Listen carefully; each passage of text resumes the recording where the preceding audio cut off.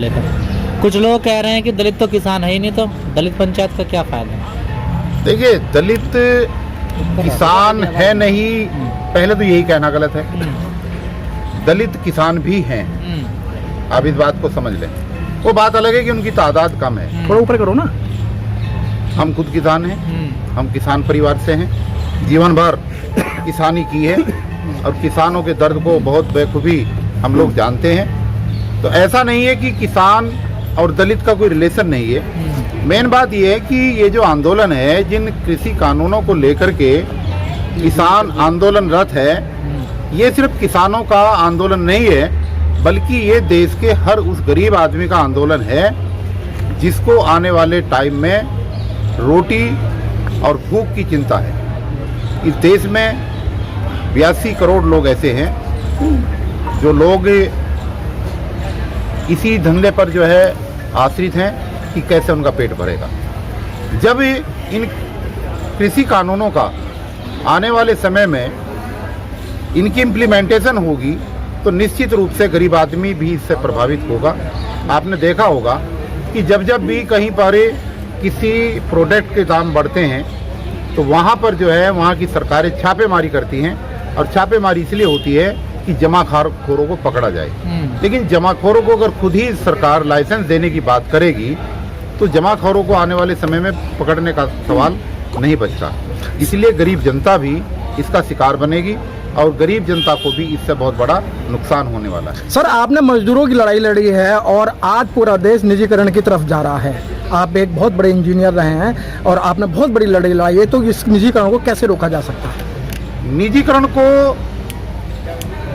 रोकना तो सभी की चुनौती है, और निजीकरण एक बीमारी है इस देश के अंदर।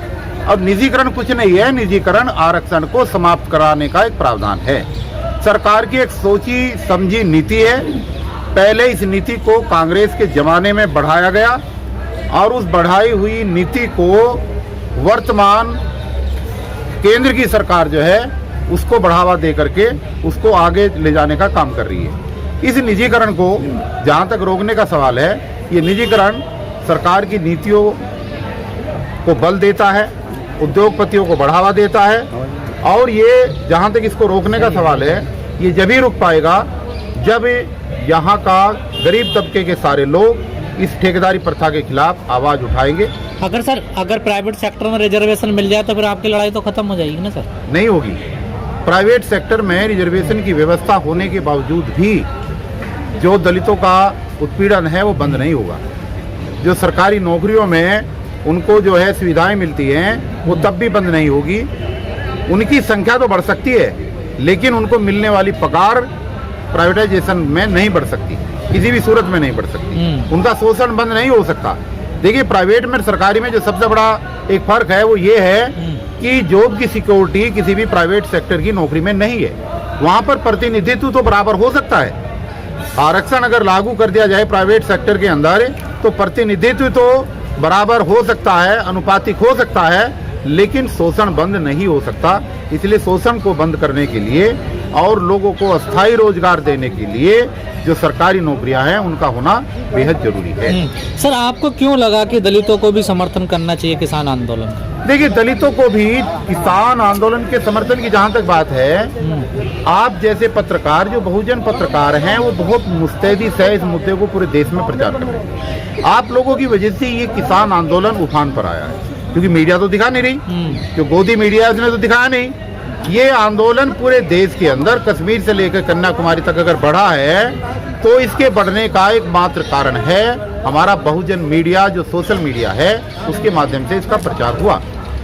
दलितों के भी बहुत सारे संगठन ऐसे हैं जो छुटपुट तरीके से कहीं ना कहीं किसान आंदोलन से जुड़े हुए हैं, लेकिन उनकी पहचान भी नहीं हो रही और वो समर्थन भी कर रहे हैं, वो शिरकत भी कर रहे हैं, लेकिन उनका कोई ऐसा रास्ता नहीं बन पा रहा है कि आने वाले समय में जब कभी दलितों के मुद्दे को लेकर के कोई आंदोलन होगा तो उस आंदोलन में इन किसानों को भी याद दिलाया जा सके कि हम भी तुम्हारे साथ थे।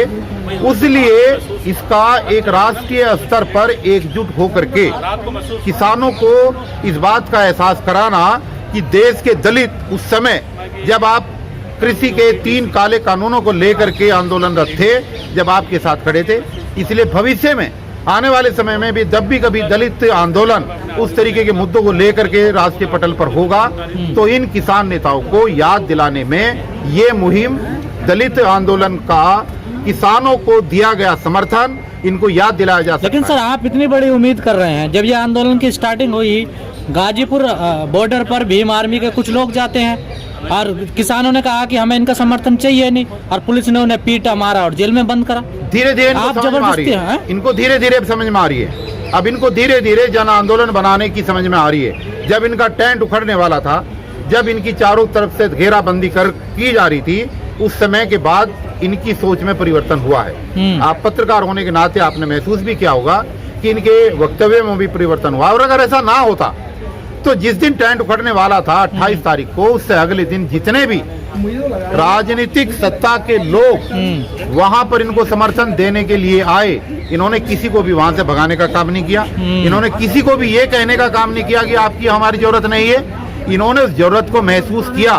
पहले तो मना किया था ना? पहले मना किया था, लेकिन उस दिन मना नहीं किया, क्योंकि इनको उस दिन लग रहा था कि जब तक देश के हर नागरिक का सहयोग और समर्थन हमें प्राप्त नहीं होगा, तब किसी भी दिन लाठी चला करके पुलिस इनके आंदोलन को समाप्त कर सकती है। सर, एक सवाल है, पिछले 2-4 वर्षों से इस सरकार से कभी कोई ऐसी मांग मुस्लिम दलितों ने नहीं की और न सरकार को कोई ऐसा मेमोरेंडम दिया। आखिर क्या कारण है कि राज्यसभा के अंतिम दिन कानून मंत्री रविशंकर प्रसाद जी ने जोर जोर से कहा, सवाल भी भाजपा के नेता जीएल नरसिम्हा राव ने उठाया और जवाब भी मंत्री ने दिया, और कल बिहार के एक राज्यसभा सांसद पूर्व मुख्यमंत्री सुशील मोदी ने भी दिया, जो आज के अखबार में है, कि जो भी दलित कन्वर्जन करके अगर इस्लाम और क्रिश्चियनिटी की तरफ जाएगा उसको हम इस अधिकार से वंचित कर देंगे। आखिर ऐसे समय में ये बयान क्या मतलब रखता है जबकि कोई आंदोलन ही नहीं हो रहा है? देखिए, उनको जो मैंने अभी कहा है, उनको सबसे बड़ा डर ये है कि इस सरकार के आने के बाद अलग अलग समय पे जिन जिन लोगों को प्रताड़ित किया गया है, जैसे सीए के मुद्दे पर, एनआरसी के मुद्दे पर, एनपीए के मुद्दे पर पहले मुस्लिमों को परेशान किया गया, दलितों के मुद्दे पर तमाम आरक्षण के नाम पर, SC/ST एक्ट के नाम पर, संत शिरोमणि गुरु रविदास मंदिर के नाम पर तमाम तरीके के मुद्दे देश के अंदर आए हैं। अलग अलग हिस्सों में अलग अलग वर्गों को जिस तरीके से इन्होंने परेशान करने का काम किया है, और अब किसान आंदोलन में हैं।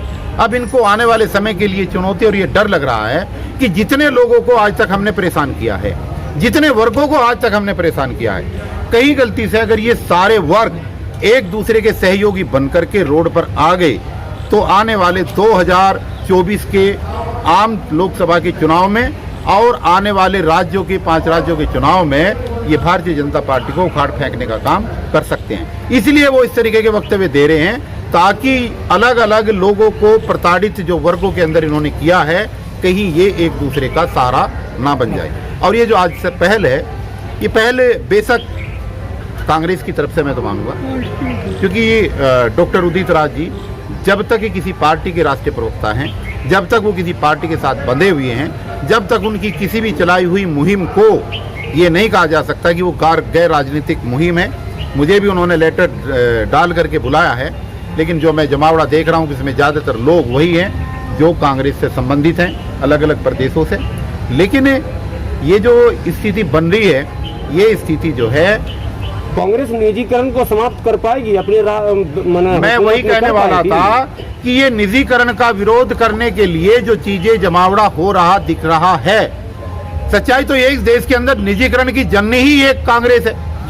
इस देश के अंदर निजीकरण की शुरुआत करने वाले ये लोग हैं। जब ग्लोबलाइजेशन के नाम से, प्राइवेटाइजेशन के नाम पे जो हमारे देश में 10 साल तक देश के प्रधानमंत्री डॉक्टर मनमोहन सिंह रहे, जब ये इस देश के वित्त मंत्री थे, तो इन्हीं के समय पे तो इस बीमारी की शुरुआत हुई थी। आज भाजपा ने बीमारी को आगे इसलिए बढ़ाया कि जिन लोगों ने इस बीमारी की शुरुआत की, वो इसका विरोध किसी भी सूरत में करने के लिए नहीं उतर पाएंगे। और यही हो रहा है, कांग्रेस आज निजीकरण का विरोध नहीं कर पा रही है। कांग्रेस ने 10 साल के राज में, आपको पता होगा कि सोनिया गांधी के नेतृत्व में जब शिमला के अंदर मीटिंग हुई, जब इनकी सरकार 2004 में वापसी आई थी, तो उस समय पे इन्होंने ये एक प्रस्ताव पास किया था कि प्राइवेट सेक्टर के अंदर हम निजीकरण लागू करेंगे।